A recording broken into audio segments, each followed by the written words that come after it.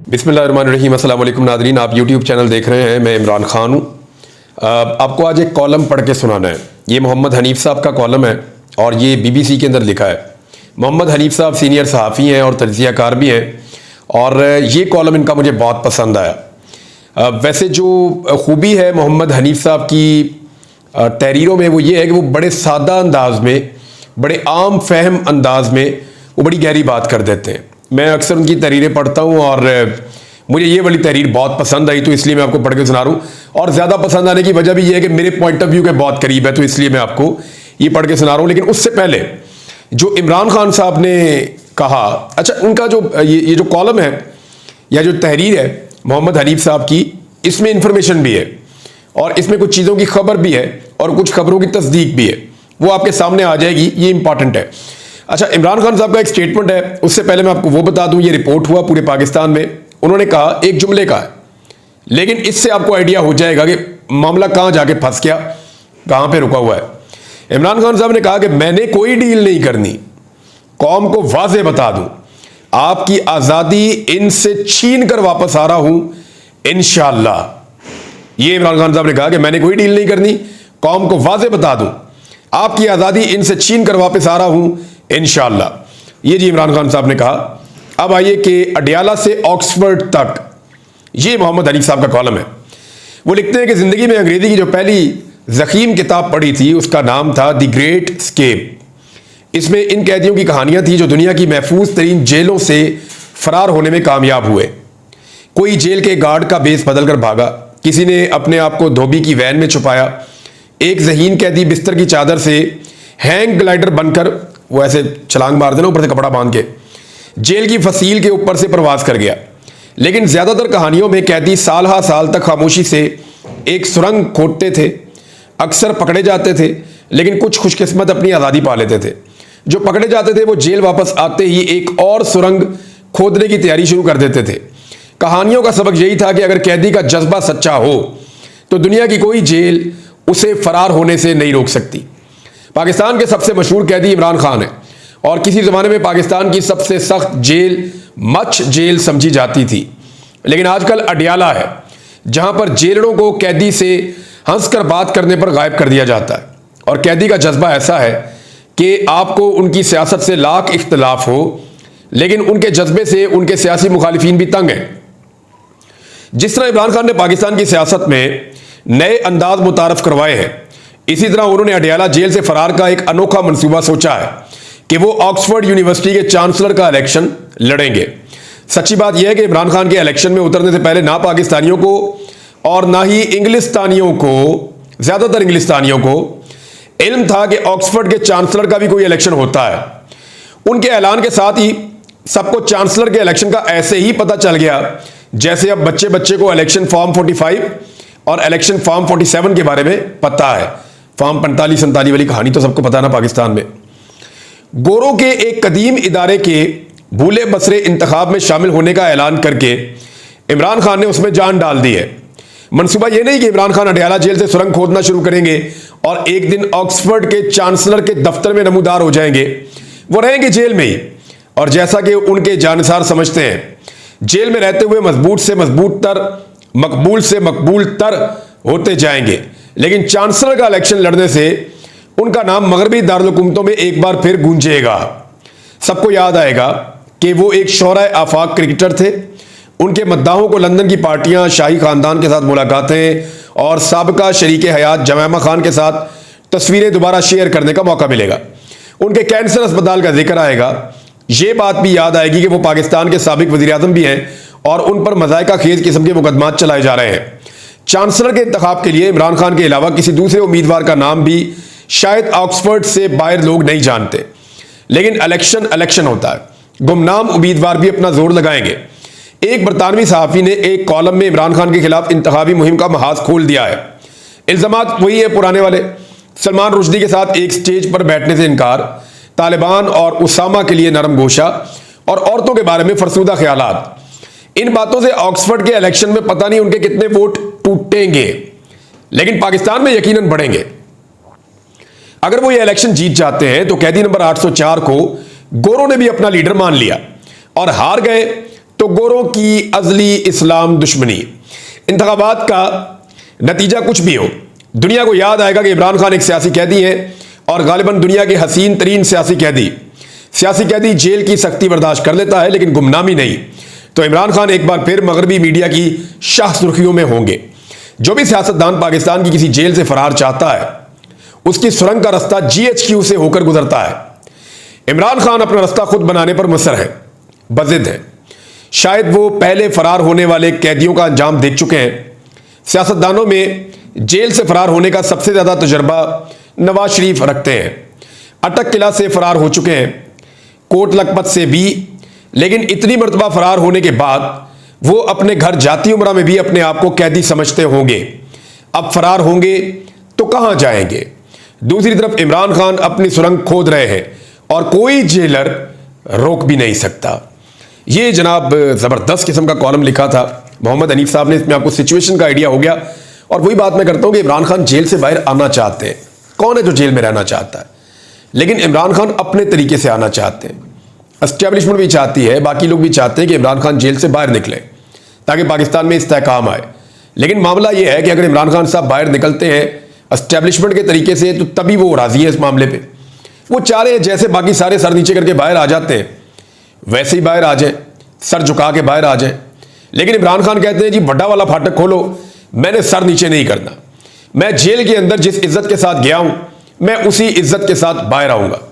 और इमरान खान साहब का कद वैसे भी बहुत बढ़ गया जेल के अंदर रहने की वजह से, तो अब तो उस छोटे दरवाजे से वो गुजर भी नहीं सकते जो एस्टेब्लिशमेंट ने और हुकूमत ने मिलकर बनाया है।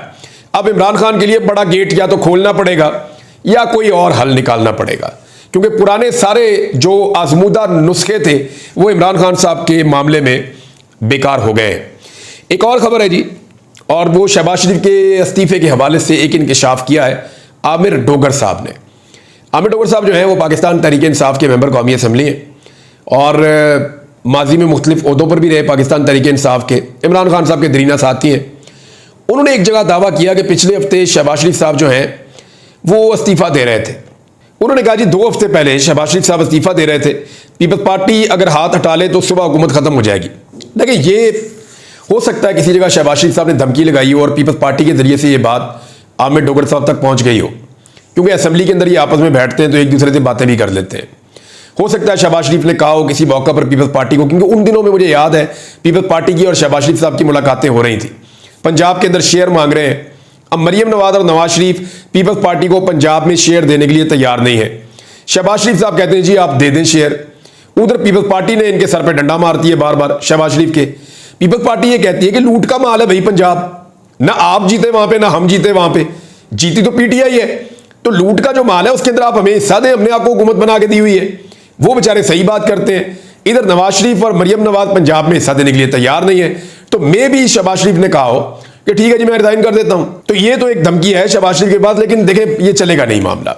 और मुझे नहीं लगता शहबाज शरीफ साहब कभी भी संजीदा होंगे, क्योंकि अगर इन्होंने इस्तीफा दिया या सियासत इस वक्त खत्म की और ये इलेक्शन के अंदर गए, तो पीटीआई का जो बलडोजर है वो इनको रौंद के रख देगा और इनको लेने के देने पड़ जाएंगे। अब इनको एस्टेब्लिशमेंट भी इलेक्शन नहीं जितवा सकेगी। हालात वहां पे पहुंच गए हैं, पाकिस्तानी बहुत मोहतात हो गए हैं। अच्छा, जो पाकिस्तान तहरीक इंसाफ का जलसा है ना, उस हवाले से अब मुतजाद खबरें आ रही हैं। एक तो इरफान सिद्दीकी साहब ने एक बिल मुतारफ करवा दिया सेनेट में, तो सेनेट की जो कमेटी है उसने वो बिल पास भी कर दिया। अब बिल ये है कि इस्लामाबाद में जो भी जलसा करेगा बगैर इजाजत के 3 साल के लिए अंदर, और अगर कोई दोबारा जलसा करेगा बगैर इजाजत के तो 10 साल के लिए अंदर। तो इस किस्म का बिल इरफान सिद्दीकी साहब, क्या ये सूट करता है उनकी शख्सियत को? यानी वो सहाफत की है और सहाफ़ी जो हैं वो कम से कम ये ख्याल रखते हैं कि जमहूरियत होनी चाहिए, जमहूरी इक़दार होनी चाहिए। तो एहतजाज का एक हक होता है, पॉलिटिकल गैदरिंग्स का एक हक होता है, और जो जमहूरी सियासी निज़ाम होता है उसके अंदर ये बुनियादी और बेसिक चीज़ें होती हैं, इनके बगैर मुकम्मल नहीं होती आपकी जमहूरियत। और वो उसके ऊपर ऐसी कदगरे लगा रहे हैं, ऐसी पाबंदियां लगा रहे हैं कि जी आप जलसा बगैर, अब डीसी फैसला करेगा कि एक पॉलिटिकल पार्टी ने जलसा करना है या नहीं करना। वो डीसी की औकात ही कुछ नहीं है। उसको जो ऑर्डर आ जाएगा इंटीरियर मिनिस्ट्री से वो कहेगा जी नहीं करना, करना भी वो नहीं करना। वो 10 दफा मना कर देगा तो क्या 10 दफा जलसा नहीं होगा? यानी यहां अदालत के अहकामात होते हैं और दूसरी तरफ से उनको रद्दी की टोकरी में फेंक दिया जाता है, एक कमिश्नर की तरफ से, एक डीसी की तरफ से। तो ये उन्होंने कोशिश की है, लेकिन इसके बावजूद पाकिस्तान तहरीक इंसाफ कर रही है कि अब हम नहीं रुकेंगे। रऊफ हसन साहब ने स्टेटमेंट जारी किया अपनी पार्टी का, और पार्टी के मुख्तलिफ लोगों से मेरी बात हुई। उन्होंने कहा जी बहुत हो गई है, हम 8 सितंबर के जलसे से पीछे नहीं हट सकते।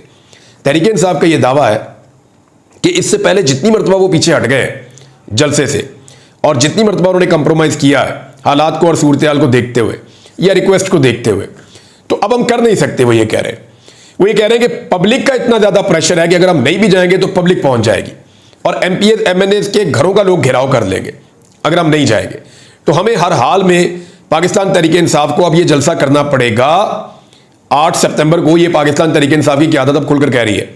तो लेट्स सी हुकूमत कैसी सूरत हाल पैदा करती है। वैसे कंटेनर तो बेशुमार पहुंचाए हुए इन्होंने इस्लामाबाद में, और इस्लामाबाद को कंटेनरिस्तान एक तरह से इन्होंने बनाया हुआ है।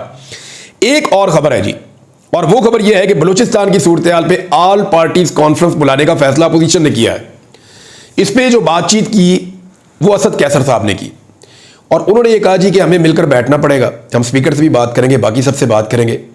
बलूचिस्तान की जो सूरत हाल है इस पर फजलुर रहमान साहब भी ये कह रहे हैं। अख्तर मेंगल साहब का जो इस्तीफा है उसके बाद सिचुएशन पहले जैसी रही नहीं। यानी आप अगर बलोच नौजवानों को देखें तो नौजवान बहुत सारे हैं, उनके पास नौजवान क़यादत भी मौजूद है, लेकिन उनके पास सीरियस उनके अपने इलाकाई सियासतदान मौजूद नहीं है, बड़े नाम मौजूद नहीं है।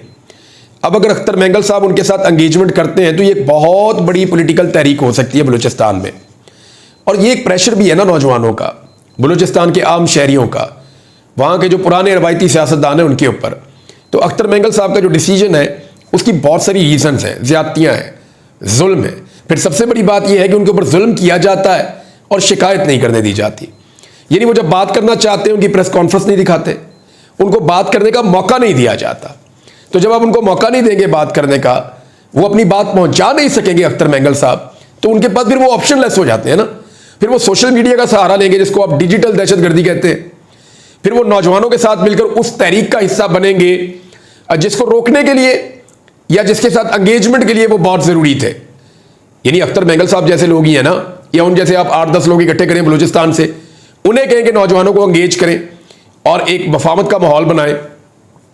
लेकिन मेरे ख्याल में उनको दीवार के साथ लगाकर हुकूमत ने और रियासत ने अपनी मुश्किलात के अंदर इजाफा कर लिया है। IMF से नाज़रीन दो खबरें, दोनों बहुत इंपॉर्टेंट हैं इकॉनमी के हवाले से। ये बहुत अहम चीज़ें हैं जो मैं आपके साथ अब शेयर करने जा रहा हूँ। एक तो IMF की जो पहली खबर है वो ये है कि जो शॉर्टफॉल है वो पूरा किया जाए। मैंने आपको पहले बताया था कि 111 अरब कम पाकिस्तान ने वसूल किए हैं रेवेन्यू में, यानी जो रेवेन्यू कलेक्शन करनी थी, जो टैक्स इकट्ठा करना था, उसमें 111 अरब कम वसूल किया 2 महीनों में। अब एक तीसरा महीना चल रहा है, इसके अंदर अगर आपने हदफ पूरा करना है तो 1200 अरब रुपया आपको इकट्ठा करना पड़ेगा। मुझे कैपेसिटी नजर नहीं आ रही कि सितंबर के महीने में 1200 अरब इकट्ठा हो सके। उसकी वजह यह है कि पिछले 2 महीनों में जो पैसा इकट्ठा हुआ वो लगभग कुछ 1400-1500 के करीब है, इससे कम है मेरे ख्याल में, 1400 अरब रुपए के करीब है। तो अब 2 महीने में इतना इकट्ठा किया और एडवांस टैक्सेस लेकर इकट्ठा किया बहुत सारे लोगों से। तो अब जो है वो रेगुलर टैक्सेस के साथ 1200 अरब कैसे इकट्ठा करेंगे? एक तो ये बहुत मुश्किल है। दूसरी उनकी शर्त यह है कि जो 12 अरब डॉलर आपने कर्जा लिया हुआ है 3 मुख्तलिफ मुल्कों से, उसको रोल ओवर करवाएं।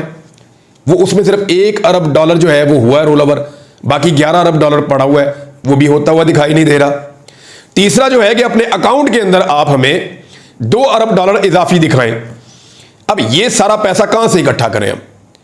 ये तो सारा कुछ ऐसी चीजें बता रहा है जो नामुमकिन है। तो जब ये नामुमकिन है तो फिर ऐसा लगता है कि IMF अब जब पाकिस्तान के साथ दोबारा बैठेगा या एंगेजमेंट करेगा तो नई शराइत के साथ आएगा, और वो जिन नई शराइत के साथ आएगा उनके बाद दबाव ज्यादा बढ़ेगा पाकिस्तान के ऊपर, पाकिस्तान के गरीब अवाम के ऊपर, तनख्वाहदार तबके के ऊपर और आम पाकिस्तानी के ऊपर। अब तक की जो इतला उसके मुताबिक जो कैलेंडर जारी हुआ IMF का, उसमें बोर्ड के 9 तारीख के और बोर्ड के 13 सितंबर के जो इजलास आने जा रहे हैं उनके शेड्यूल में भी पाकिस्तान का एजेंडा शामिल नहीं है। और अगर ये सितंबर का महीना गुजर जाता है तो डेफिनेटली पाकिस्तान में एक मिनी बजट आएगा, और वो मिनी बजट क्या करेगा उसका हम सबको आइडिया है। नाज़रीन एक और खबर मैं आपको बताता हूं। पाकिस्तान की फौज का एक झेली इदारा है FWO, उसने अतियात और खैरात की मद में 7 अरब रुपए से ज्यादा बांट दिए, जिनका कोई हिसाब किताब ही मौजूद नहीं है। ये मैं नहीं कह रहा, ऑडिटर जनरल ऑफ पाकिस्तान की रिपोर्ट है। ऑडिटर जनरल की रिपोर्ट 2023 और 24 में इंकशाफ हुआ है कि FWO ने बैरून मुल्क एक निजी कंपनी कायम की है। रिपोर्ट में कहा गया है कि एक निजी कंपनी में आर्मी अफसरान की खिदमात को प्रमोशन पेंशन के लिए शुमार होने वाली बाकायदा सर्विस नहीं कहा जा सकता। रिपोर्ट में यह भी कहा गया कि एफडब्ल्यूओ ने हुकूमती मंजूरी के बगैर एक नया मनसूबा शुरू किया। ना तो इसके क्याम के सिलसिले में हुकूमत से कोई मंजूरी तलब की गई और ना ही खर्च शुदा रकम या मौसूल होने वाली आमदनी की तफसीलात महफूज की गई।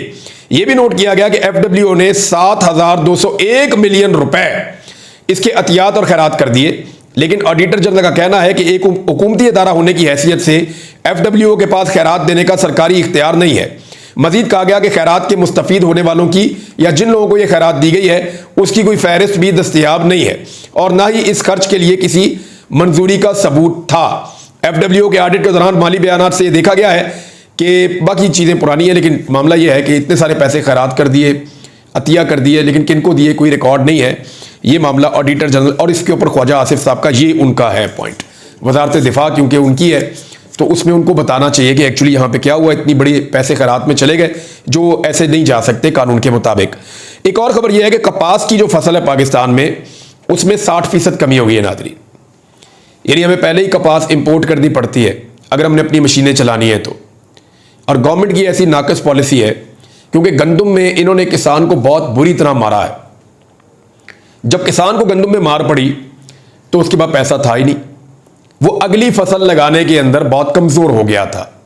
तो किसान इतना कमज़ोर हुआ है और किसान को इतनी मार पड़ी है पाकिस्तान में कि कपास की जो पैदावार है उस हवाले से बताया जा रहा है कि 60% कमी हुई है कपास की पैदावार में। और सिंध और पंजाब के गुज़िश्ता माह के अगस्त में कपास की पैदावार में 60% तक की खतरनाक कमी पर टेक्सटाइल के शोबे में बहुत तशवीश की लहर दौड़ गई है। वो पहले ही बेचारे बहुत महंगी कपास इंपोर्ट करते हैं और अब पाकिस्तान के अंदर 60% कम हो गई है तो आपकी जो इंडस्ट्री है टेक्सटाइल की, जो पाकिस्तान की सबसे बड़ी इंडस्ट्री है, वो तो पूरी तरह इन्होंने डबो दी, यानी डेलिबरेटली कर रहे हैं। और एक और काम करने जा रहे हैं, जरा ये आप कार्रवाई चेक करें। मैंने आपसे कहा आपको बताऊंगा मैं कि शुगर का मामला, ये जो गन्ने की खरीदारी होती है ना, इसके ऊपर गवर्नमेंट का एक चेक होता है कि इतने रुपए में गन्ना बिकेगा और इस तरीके से बिकेगा, इतने दिनों तक आप उनकी पेमेंट करेंगे और फिर इतने रुपए की आप चीनी बेचेंगे। गवर्नमेंट ऑफ पंजाब ने अभी ये इतलात आ रही हैं, इनकी कंफर्मेशन भी आ जाएगी क्योंकि अभी इन्होंने कोई नोटिफिकेशन मंजरे आम पे नहीं आने दिया। डिपार्टमेंट के अंदर से मुबैना तौर पे ये खबरें आ रही है कि इन्होंने फैसला किया है कि गंदम की तरह जैसे हमने छोड़ दिया था खुला किसान को, हम गन्ने के किसान को भी शायद छोड़ देंगे। और अगर इन्होंने गन्ने के किसान के साथ ये किया तो याद रखिएगा शुगर मिल मालिकान की जो है मौजें लग जाएंगी, क्योंकि ये सारे खुद ही शुगर मिलों के मालिक हैं। ये जितने भी जैसे IPP हैं वो भी इनकी है, शुगर मिले वो भी इनकी है, सियासतदानों की, तो ये मिल के खाते हैं।